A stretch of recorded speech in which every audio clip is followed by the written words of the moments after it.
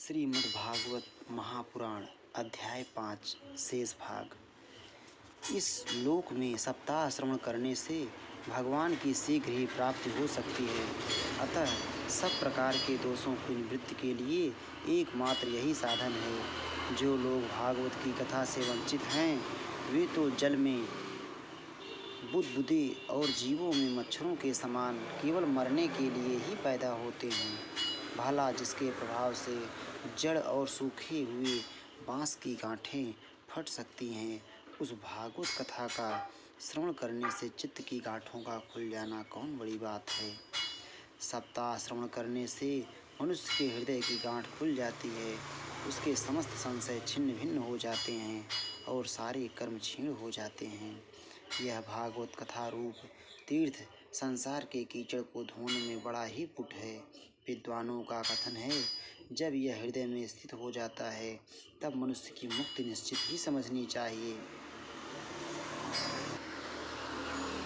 जिस समय धुंधकारी ये सब बातें कह रहा था, जिसके लिए वैकुंठवासी पार्षदों के सहित एक विमान उतरा, उससे सब ओर मंडलाकार प्रकाश फैल रहा था।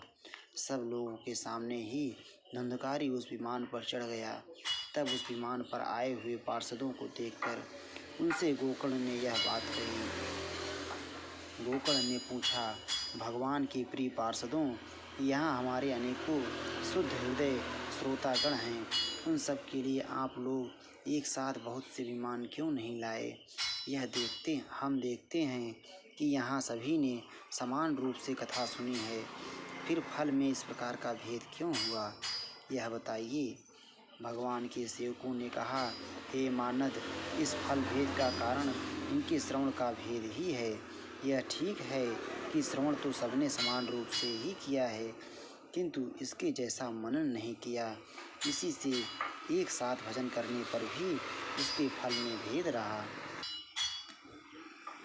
सप्तरात्रमुपोस्यैव प्रेतेन श्रवणं कृतं मननादि तथा तेन स्थिरचित्ते कृतं भृशम् अदृढ़ं च हतं ज्ञानं प्रमादेन हतं श्रुतं संदिग्धो हि हतो मंत्रो व्यग्रचितो हतो जपः अवैष्णवो हतो देशो हतं श्राद्धं पात्रकं हतं श्रोत्रिये दानं नाचारं हतं कुलं विश्वासो गुरुवाक्येषु स्वस्मिन्दीन अत्वभावना मनोदोषजयश्चैव कथायां निश्चला मतिः एवमादिकृतं चेत् स्यात्तदा वैश्रवणे फलं पुनः श्रवान्ते सर्वेषां वैकुण्ठे वसतिर्ध्रुवं गोकर्णतो गोविन्दो गोलोकं दास्यति स्वयम् एवमुक्त्वा ययुः सर्वे वैकुण्ठं हरिकीर्तनाः श्रावणे मासि गोकर्णः कथामुचे तथा पुनः सप्तरात्रवतीं भूय श्रवणं तैः कृतं पुनः कथा समाप्तो यज्जातं श्रूयतां तच्च नारद विमानैः सह भक्तैश्च हरिराविर्बभूवः जय शब्दा नमः शब्दास्तत्र त्रासन् बहवस्तदा पांचजन्य ध्वनिं चक्रे हर्षात् तत्र स्वयं हरिः गोकर्णं तु समालिङ्ग्याकरोत् स्वसदृशं हरिः श्रोतृनन्यान् घनश्यामान् पीतकौशेयवाससः किरीटिनः कुण्डलिनी अस्तथा चक्रे हरिः क्षणात् तद्ग्रामे ये स्थिता जीवा आश्वचाण्डालजातयः विमाने स्थापितास्ते अपि गोकर्णकृपया तदा प्रेषिता हरिलोके ते तत्र गच्छन्ति योगिनः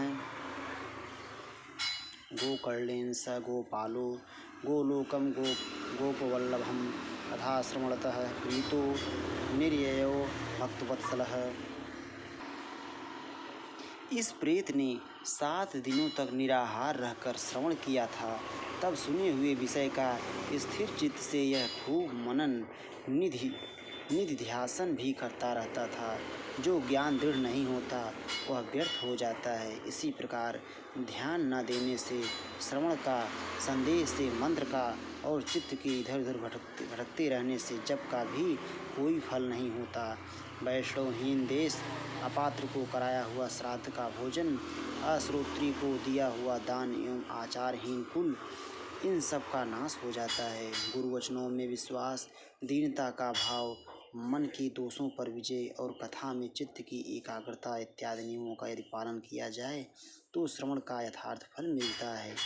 यदि ये श्रोता फिर से श्रीमद् भागवत की कथा सुने तो निश्चय ही सबको वैकुंठ की प्राप्ति होगी और गोकर्ण जी आपको तो भगवान स्वयं आकर गोलोक धाम में ले जाएंगे। यूँ कहकर वे सब पार्षद हर कीर्तन करते हुए वैकुंठ लोक को चले गए। श्रावण मास में गोकर्ण जी ने फिर उसी प्रकार सप्ताह क्रम से कथा कही और उन श्रोताओं ने उसे फिर सुना। नारद जी इस कथा का समाप्ति पर जो कुछ हुआ वह सुनिए। वहाँ भक्तों से भरे हुए विमानों के साथ भगवान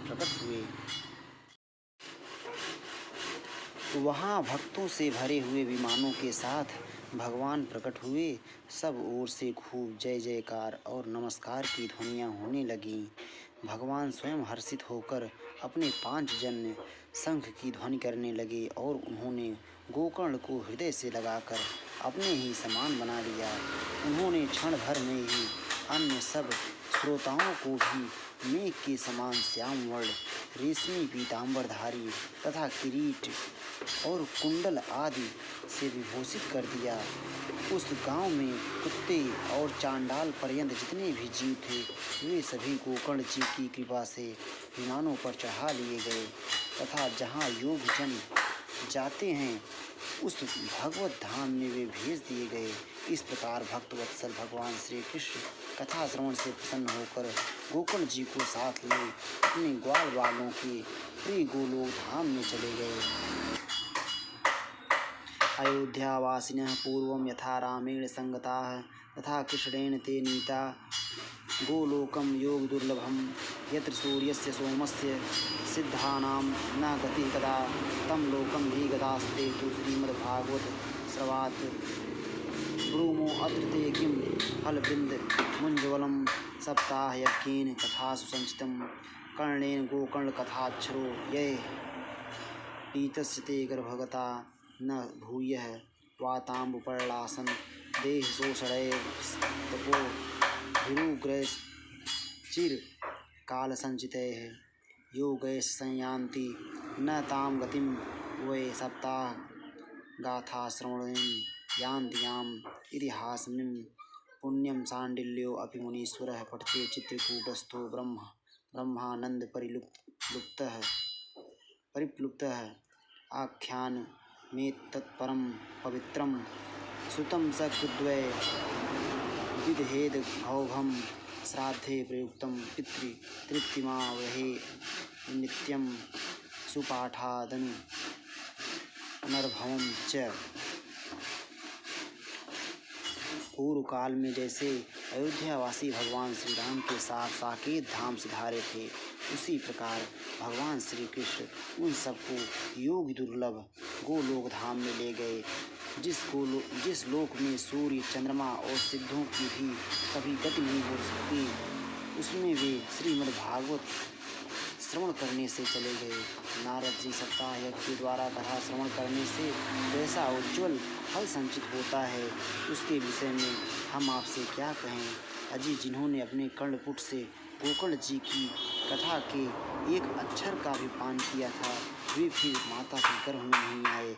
जिस गति को लोग वायु जल या पत्ते खाकर शरीर सुखाने से बहुत काल तक घोर तपस्या करने से और योगाभ्यास से भी नहीं पा सकते उसे वे सप्ताह श्रवण से सहज में ही प्राप्त कर लेते हैं।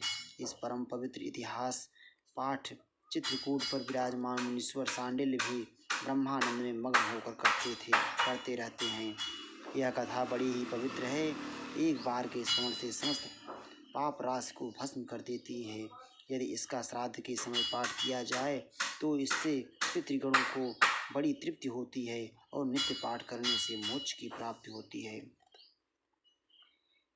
इति श्रीपद्पुराणे उत्तरखंडे श्रीमद्भागवत माहात्म्ये गोकर्ण मोक्षवर्णनम नाम 5मो अध्याय। श्री राधा वल्लभ।